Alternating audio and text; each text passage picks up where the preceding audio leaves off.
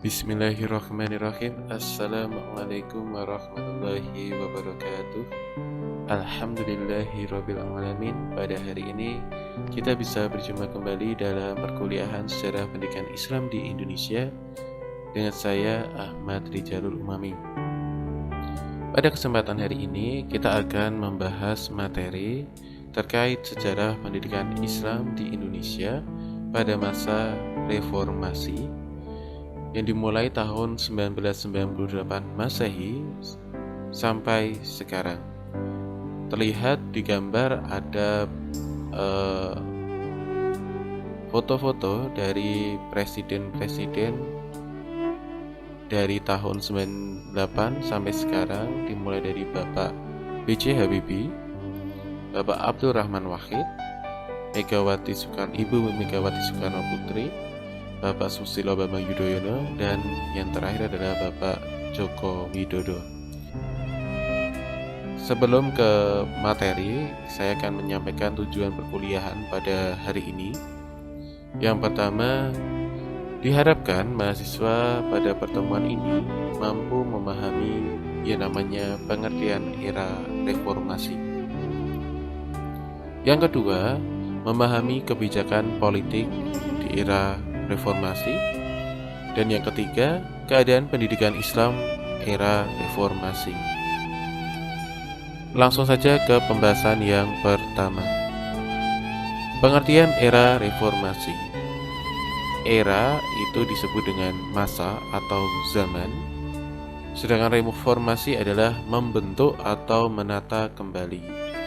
Jadi di sini bisa disimpulkan bahwa yang namanya era reformasi adalah masa pemerintahan yang dimulai setelah jatuhnya masa Orde Baru pada tahun 1998 oleh sebuah gerakan massa yang sudah tak terbendung lagi.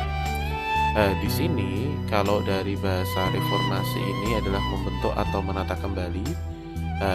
Untuk era reformasi di sini adalah masa pemerintahan yang dimulai setelah jatuhnya masanya Bapak Soeharto. Di sini adanya perubahan atau penataan kembali terkait sistem pemerintahan yang ada.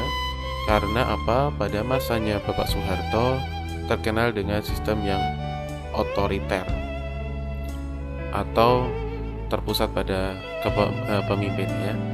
Dan selain itu juga dalam masanya Bapak Soeharto, kebebasan pers dan media dalam demokrasi ada keterbatasan.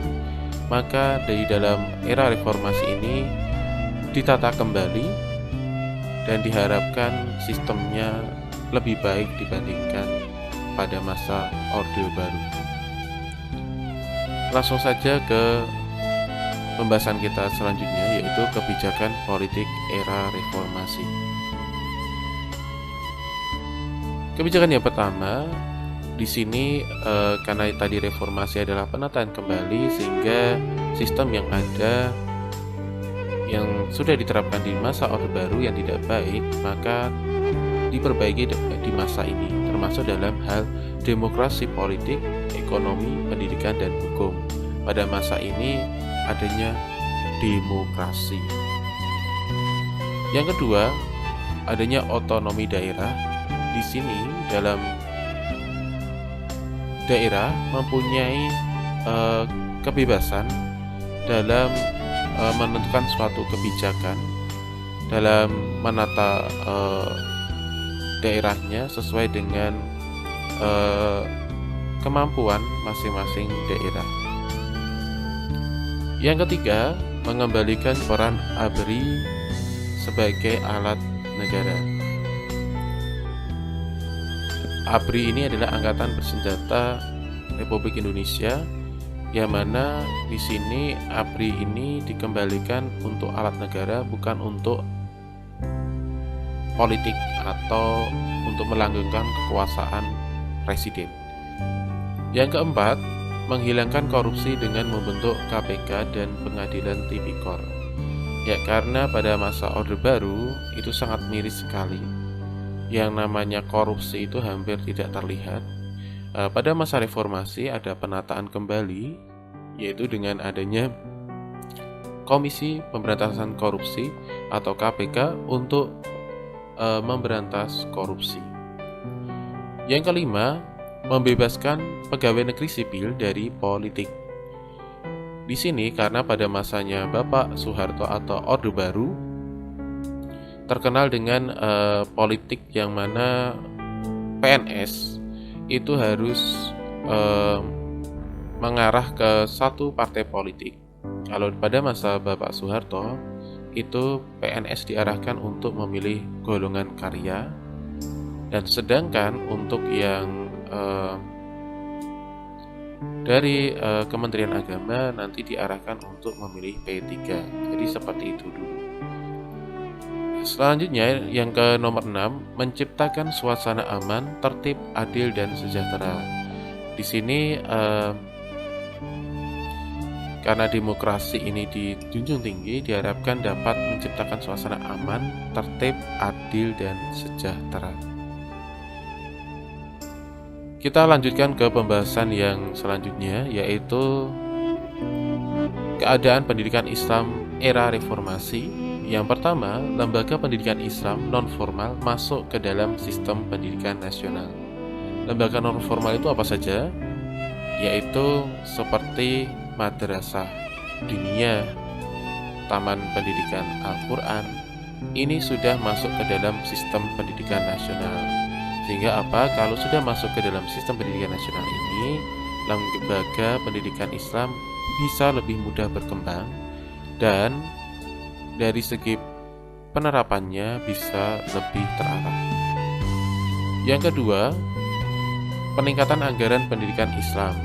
Di sini adanya anggaran, sehingga adanya peningkatan anggaran, maka terlihat bahwa dalam masa ini pendidikan Islam dapat perhatiannya dari pemerintah, sehingga dalam pengembangan pendidikan Islam ini bisa berjalan dengan baik dan tidak ada pembeda antara pendidikan Islam dengan pendidikan umum.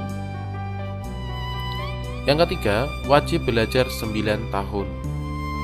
Di sini pada masa pemerintahan Bapak Susilo Bambang Yudhoyono ada wajib belajar 9 tahun.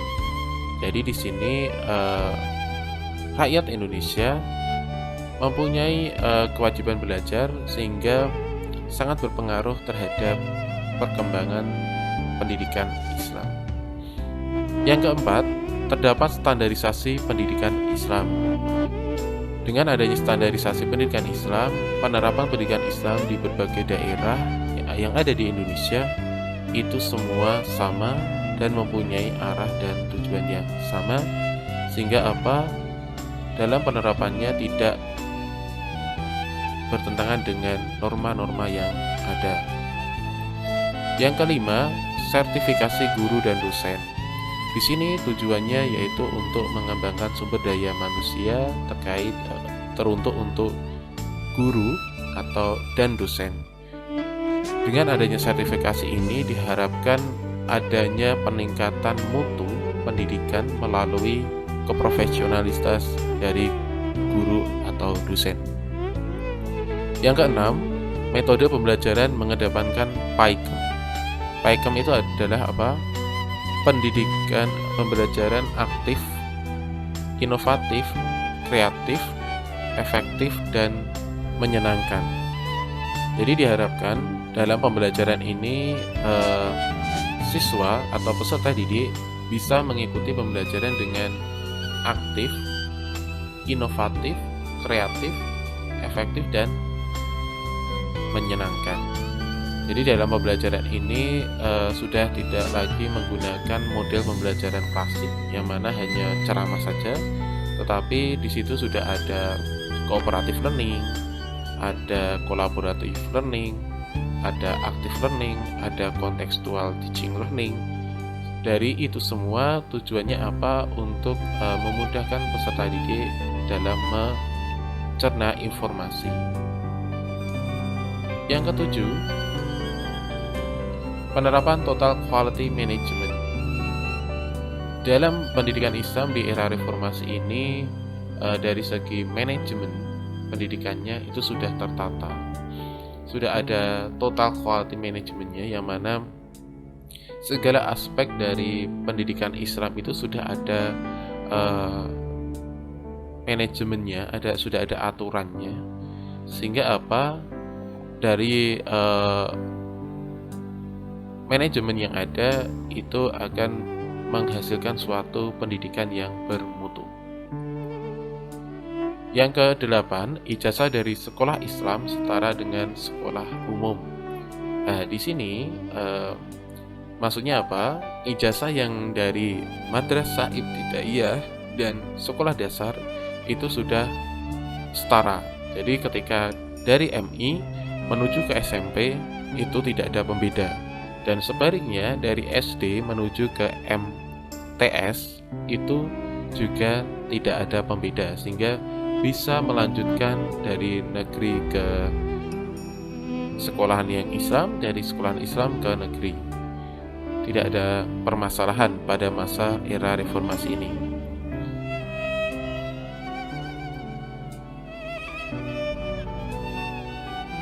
Ya, terima kasih atas perhatiannya.